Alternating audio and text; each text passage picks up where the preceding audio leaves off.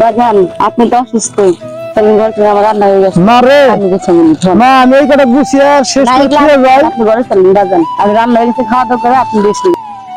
মা তুই ঘরে চলে যা, আমি এই কটা শেষ করে আমি এসে খাবো তোর নিয়ে। যা আচ্ছা বাজান। মা যা।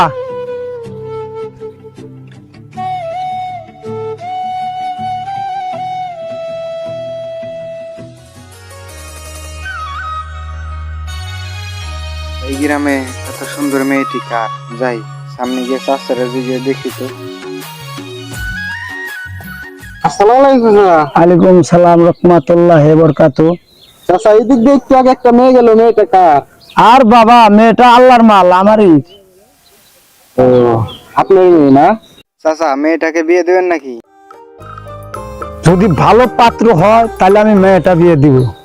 হ্যাঁ চাচা, আমার কাছে ভালো একটা পাত্র আছে, যদি আপনি বলেন তাহলে আমি দেখাইতে পারি। হ্যাঁ ভালো পাত্র হলে আমি মেয়েটা বিয়ে দিব। আচ্ছা চাচা তাহলে আমি আসি।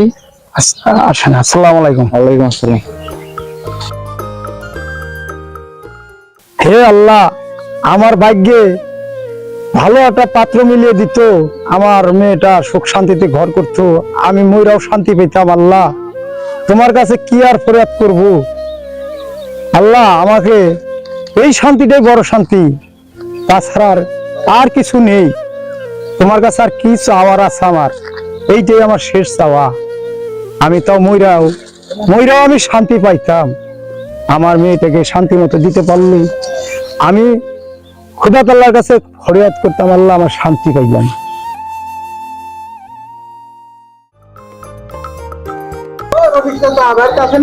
কে ডাক্তার? আমি। আসসালামু আলাইকুম। আলাইকুম সালাম। ভালো আছেন চাচা? কি মনে করে জুয়েল একটা চেয়ার নিয়ে আইছে? বসো। আসছিলাম তো আপনার মেয়ের বিয়ের ব্যাপারে কথা বলতে।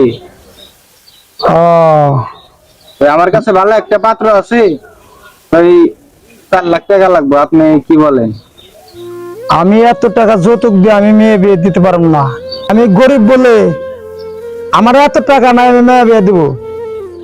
তাহলে আর কি, গরিব মানুষ, এত টাকা কোথায় পাবো? তাহলে আর কি করার? আপনার মেয়েকে আমি বিয়ে দিতে পারবো না, আপনার মেয়ে এইভাবেই থাক। আসি।